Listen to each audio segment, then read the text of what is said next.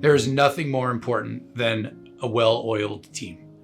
Nothing. I can't understate that. You just can't. There's having a team that is organized, that knows what their function is. I'm a firm believer in the division of labor and every person being an expert at their one thing. And when everyone works in that manner, your team is unstoppable. But if you don't have a well-trained team that knows what's going on and knows their position and what you need them to do, that's where mistakes happen.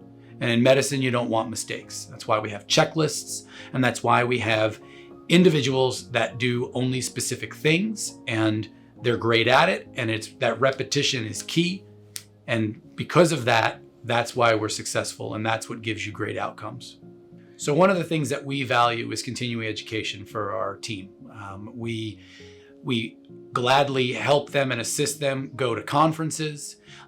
We encourage and assist them with joining the next level of certifications. For example, in the technician world, there are what are called specialist technicians, and we encourage and help our team members do that if they're interested in that for their specific specialties. In my world, a lot of the people I interact with have become anesthesia specialists, technician anesthesia specialists, and they do a great job with that. We also educate within the hospital. We have an entire section in the hospital that is devoted to education for the staff constantly, and making sure that we as the doctors are always educating our team members about what we're doing. Why are we doing it? If someone understands why you're doing what you're doing, then they are able to do their job better, because it's not just them doing a motion, but them understanding it just makes them better at it. So we're constantly educating.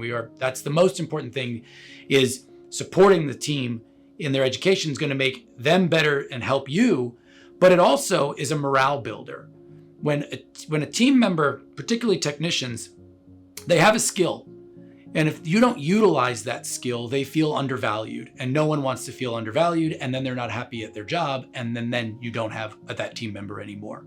So by making them feel valued and letting them really blossom, by educating them and utilizing them to the maximum potential they have, then they'll just never let you down, and they're going to be happy in their job, which is what you really need.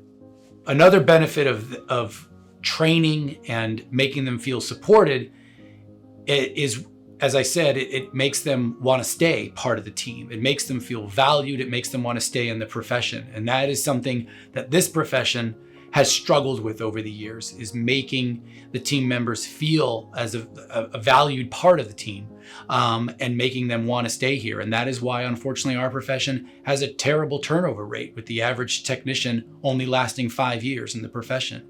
And that's our fault, and we need to do better. And that is something that we in this hospital focus on tremendously, is making them feel and know that they are valued and that they are valuable members of the medical team. You know, the patient outcome is just as dependent on them being good at what they do as it is me being good at what I do.